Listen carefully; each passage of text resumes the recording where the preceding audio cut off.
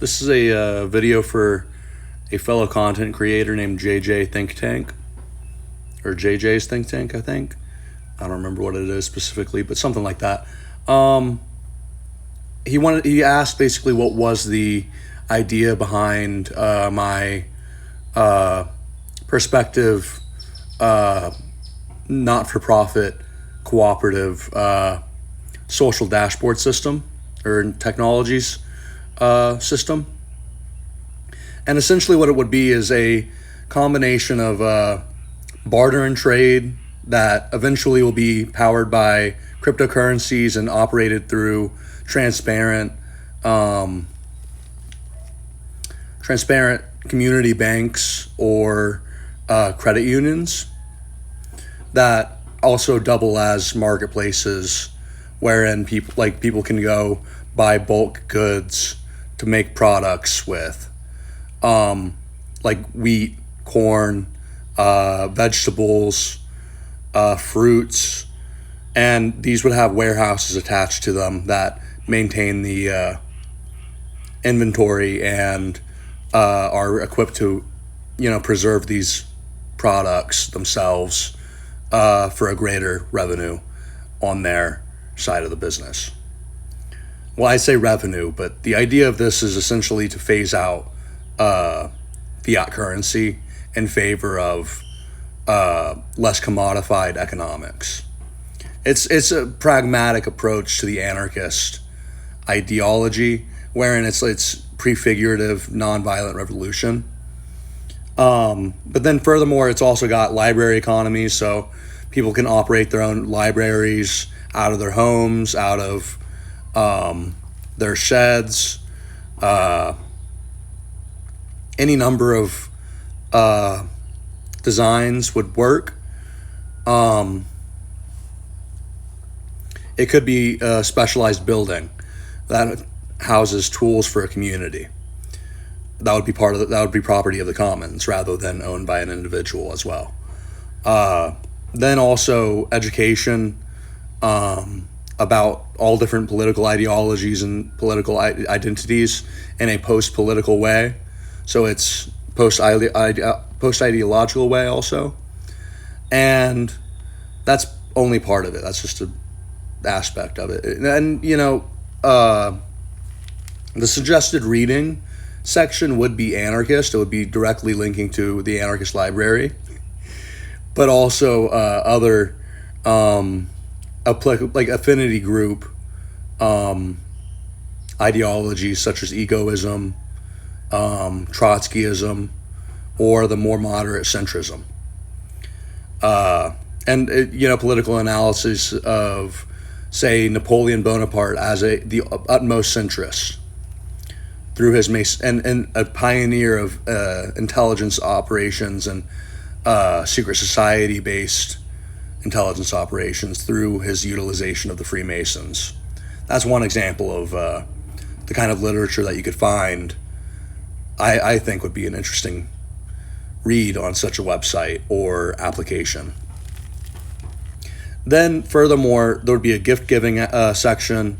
So, the Burning Man model, you give what you can, you receive what you need. And then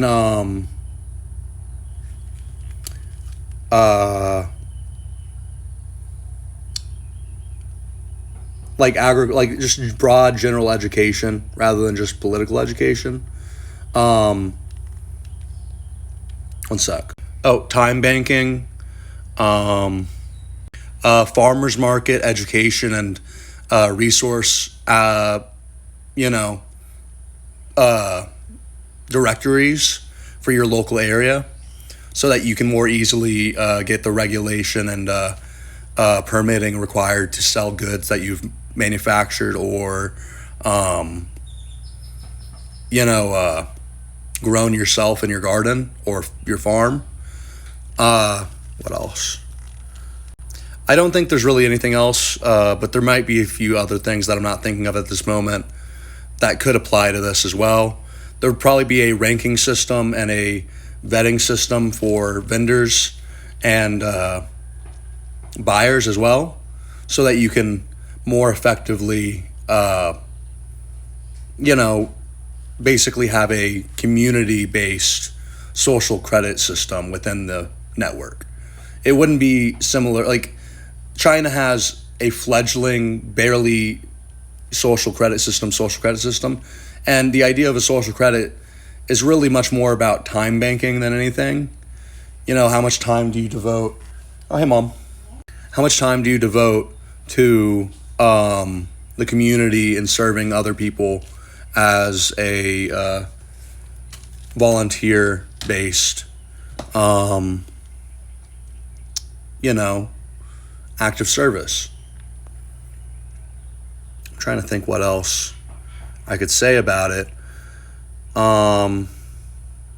Also a ledger system to track the value and valuation of the goods that are bartered and traded, so that if one person gives more than they receive, or receives more than they give, that will be taxable income for the government to avoid any kind of lack of transparency issues. This project would be open source, so that other people can replicate it and federate in a legal revolution.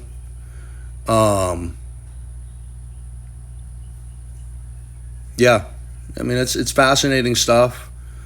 I think the idea has real great potential, and it's the kind of thing that, money is something that is both real and fake, and abstract, and as a fiat currency works, it's based on the backing of a nation state, right? And the violence of that nation state. So what happens when money becomes decommodified? What happens when people say, give me this goods, give me the stuff I want. Don't give me this dollar bill. It's pretty interesting. I take inspiration from Andrew Yang and his universal basic income idea, as well as Milton Friedman and his negative income tax for this program, but cutting out the middleman between the automation industry and the cybernetics industry and the consumer. And basically just, using the tools that are in our hands to convince people to get off their butts and do stuff, or to be on their butts and to do valuable stuff that is enjoyable for them or others. So all work, no play, or all play, no work. You got to do both at once, man. You got to do both at once. Even if it's not like the greatest content ever, you can enjoy yourself playing a video game or make some kind of visionary economic system and enterprise. Oh yeah, I also forgot to mention, the reason why it would be a cooperative that operates and qualifies as a 501c3 nonprofit in the U.S. is because it would be, or not-for-profit business, is that it would have the primary goal of serving underserviced and underprivileged communities that are suffering from a K-shaped economy and the shadow depression. It's basically, how would I put it? People going their own way as a community. Communities going their own way, separate from the global capitalist and statist systems, and living out the international anarchy through actual political anarchy that is post-political and post-ideological, as I said. I don't think there's anything else to really say.